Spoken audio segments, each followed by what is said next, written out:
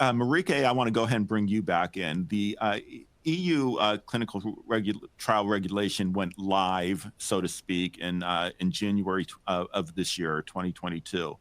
Tell us about when full adherence to the regulation will be required. And several of our listeners also asked about timelines. A couple people just wrote timelines with an exclamation point after it. So I know that's something very important to them. I'm hoping that maybe you can touch on that as well.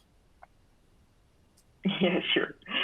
Yeah, indeed, it went live January 31st this year. So 2022, both CTR and CTD can be used for the newly submitted and ongoing trials, and I'm already touched upon that shortly. As of next year, January 31st, 2023, all new trials should be submitted via CTIS. And it's really important to understand that, and both Adam and Thomas mentioned that already, that you need to be ready within a year to both submit your new trials into CTIS, as of January next year. Ongoing trials that have previously been submitted in line with the current regulation, the CTD, can still be executed and assessed according to CTD. It's only after January 31st, 2025 that the CTD will expire and all ongoing research must meet requirements of the CTR. So what you really need to be sure of is to have transitioned all the trials, all ongoing trials that need transitioning by 2025. And when does a trial need transitioning?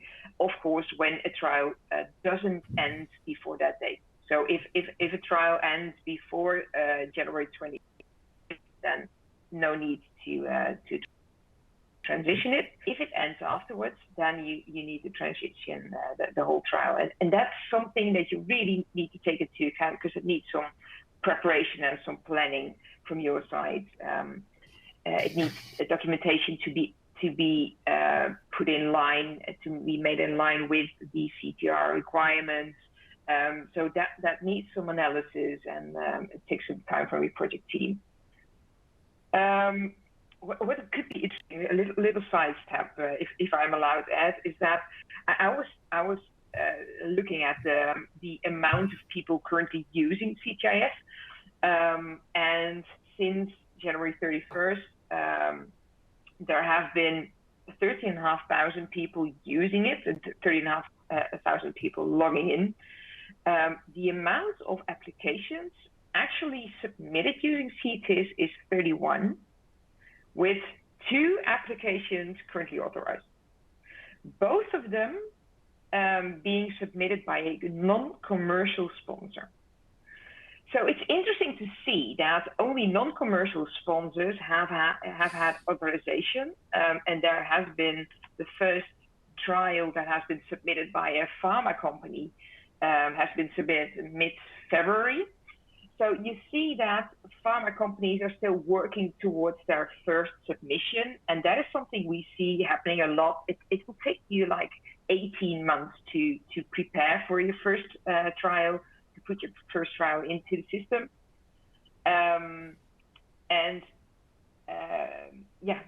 Something with timelines. I need to explain that as well.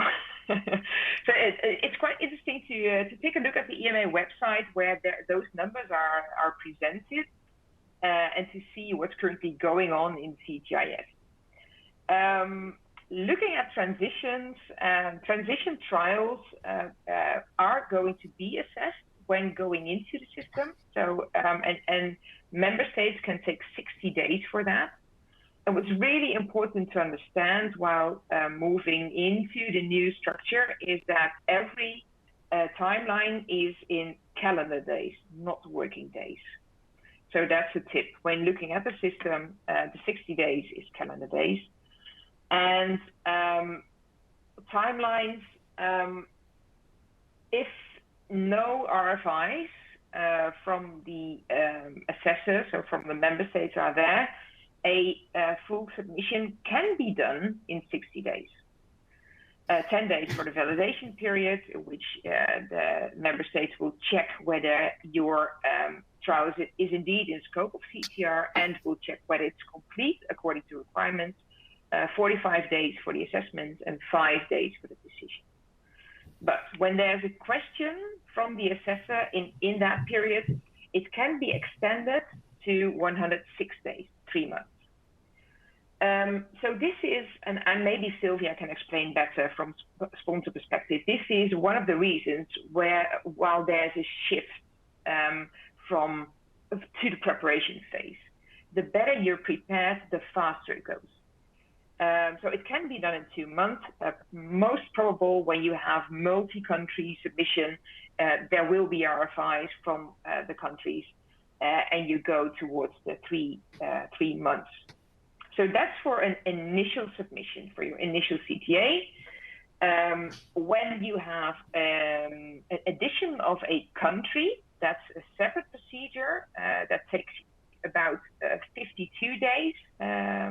So when you have a submitted part 1 and a part 2, and you have already enrollment in some member states, and you want to add a site in another member state, you need to submit part 2 for that member state, and of course they get the chance to take a look at part 1, and they get 52 days to do that.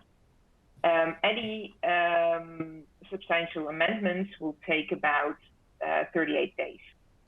I think that's the short version of the timelines. There are many other timelines to mention, ATMPs plus 50 days.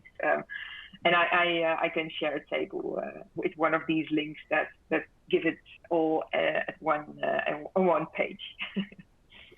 Perfect. You shared a lot of great information there, and Lisa asked whether or not a copy of the video will be available afterwards. I'm sure a lot of folks will want to go back and listen to this again. And the good news is that it will be. If you go to clinicalleader.com, there's a link at the top of the page that says Clinical Leader Live. If you click on that, you'll see a list of all of our webinars that we have done, and you'll be able to click on this and watch it again if you want to. It does take us a couple weeks, I think, to get the video cleaned up and ready to share on there. But if you go back in a couple weeks, you'll be able to see that. And if you know anybody else who's interested in learning about this topic, feel free to share the link with them as well.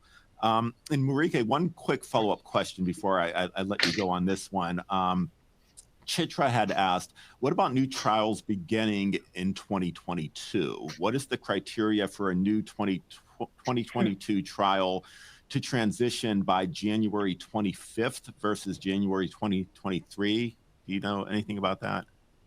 Yeah, we're going strategic, which is fantastic. Yeah, there's a couple of things you need to take into account when submitting your trial this year. If you have a trial that ends before 2025, that could be a reason to consider using the current CTD. If it's a small trial, it's a small trial with less countries. You might consider using the current legislation. If you're going to move forward with a multi-country trial, you could consider, as Sylvia already mentioned, a part 1 and partially part 2 submission via CTIS.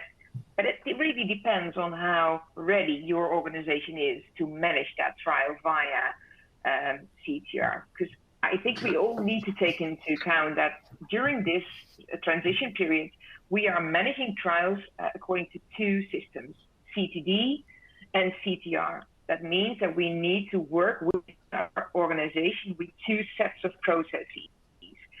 And there's going to be a transition from current CTD trials towards all CTR trials. It really depends on how ready your organization is, or if you want to submit now according to CTR to make that shift fast, or if you're not ready, do another one according to CTD.